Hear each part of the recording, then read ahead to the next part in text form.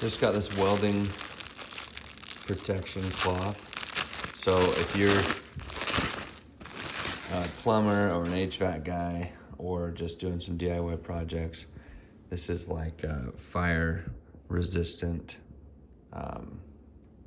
felt that you can cut this if you want. I've seen guys like cut a line so they can wrap it around a pipe. And then I have my brazing torch with me, but I just want to show you. So I'm just holding this little torch right on it.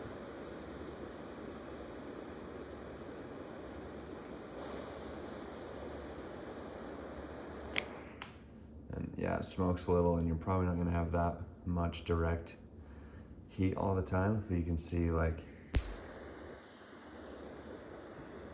it's definitely gonna protect. My fingers are on the back of this, so I can feel a little bit of warmth, but it's not a problem at all. So pretty cool. These work. I'm excited to use them for brazing, welding, soldering. Super handy.